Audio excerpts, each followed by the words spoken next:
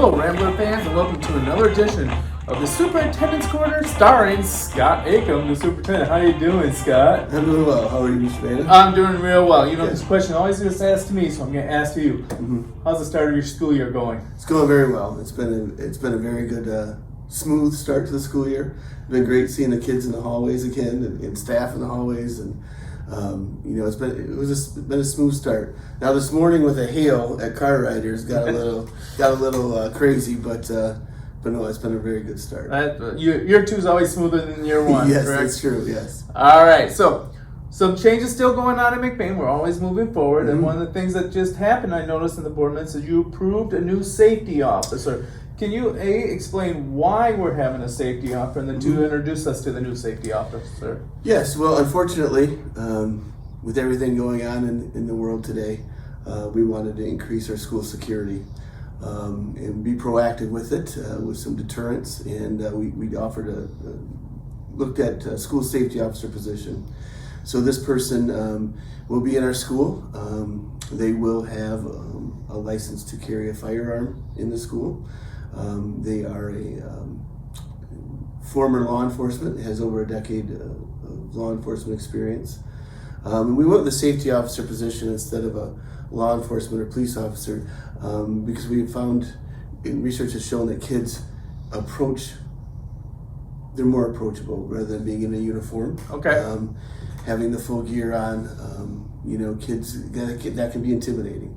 And we want we want students to feel that they can approach him with concerns and that he's able to help them out with that. And this person will also help out with, investigations at the school, at the high school level, middle school level, elementary school level, help the principals out. But it also just gives us another body with training that they're able to make sure hallways are secure, entrances are secure, and just constantly be walking the halls and just making sure everyone's safe. We hired Jacob Fouch.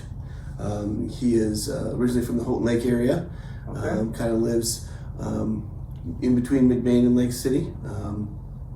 Excited to have him. He was with Cadillac Police Department for several years.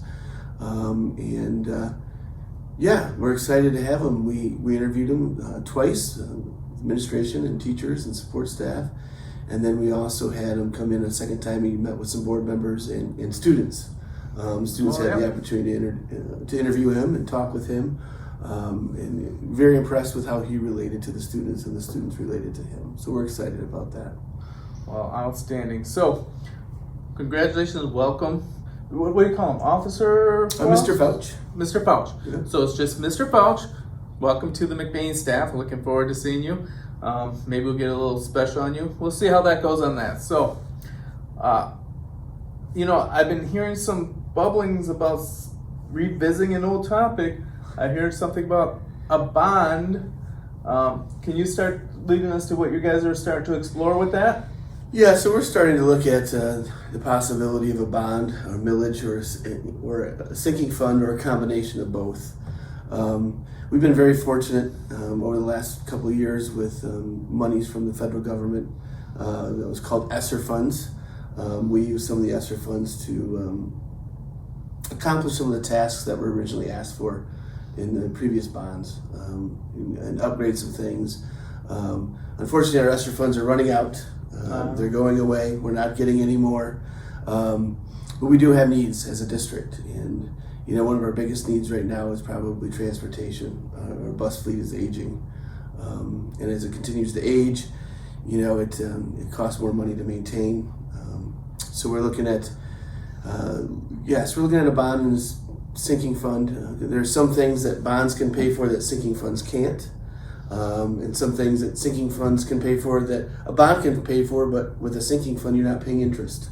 You're collecting that money yourself, which is a financially sound way to do it.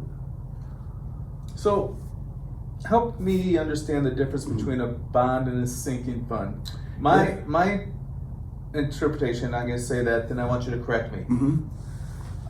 Bond is basically borrowing the money and then spending it as you collect it over 20 years. Mm-hmm. A sinking fund is you must collect the money first, and then when you have enough, you can spend it on the item.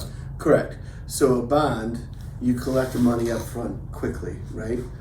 Depending on how you have it set up, you can have it set up in series. Yeah. Okay.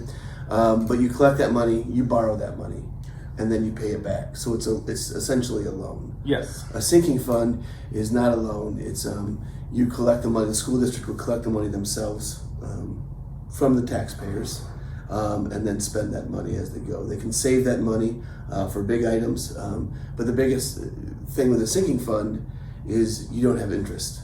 You're not paying interest payments. You're not borrowing that money. You're waiting until you have that money to purchase items, fix items. Mm-hmm. Just on the flip side, the benefit of a bond is when you buy an item today, you're buying it at today's prices. Correct. If you do a sinking fund and it takes 5 years to save for it, you're going to pay for whatever the prices Mm-hmm. in this. So that's that can change too. So one thing too is a sinking fund. You're not allowed to purchase buses. okay. You can't purchase buses with sinking fund money. You have to use bond money or general fund money for that. There's some technology items that you're not allowed to purchase with sinking funds either. Okay. So there are more limits on a sinking fund than on a bond. Oh well.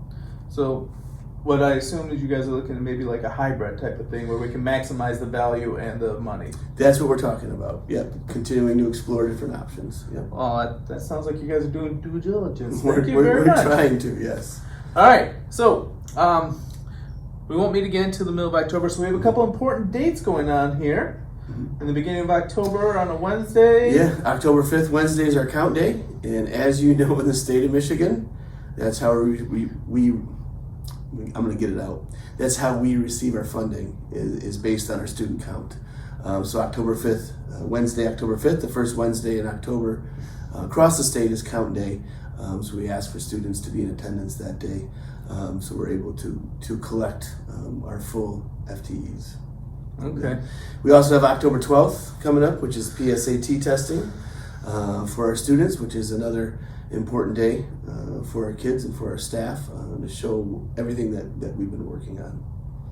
All right, so we got the 5th and the 12th, a week after each Mm-hmm. other. So keep that on your calendar. And on the 12th, it is a high stakes test. Mm-hmm. So make sure your children get a good night's rest, a nice breakfast Good in the breakfast, next morning. We do have breakfasts here, though, too. We do. They're highly nutritious. So Mhm. feel free to take advantage of that if you can't get things in the morning. So big dates there. So fall's coming, and you know, it was real funny. I was in a high school office, and I was talking to Mrs. Short and her little child, and I can't remember his name, was over at Little Wheels. Mm-hmm. She goes, "Hey, you want to see the hail?" He goes, "What's hail?" She goes, "It's like ice and snow." He goes, "You mean we're getting a snow day already?" And I was like, that'll come soon enough. Yes. But we don't need to say that 4-letter word yet on the air. So We do not. We do not. Well, thank you for your time. I do have a question for you, though. Oh, okay. Can you laugh out loud in Hawaii? Can you laugh out loud in Hawaii? No. Because it has to be aloha. And on that note, Gary Vanna, Scott Ingham. feel the wheel.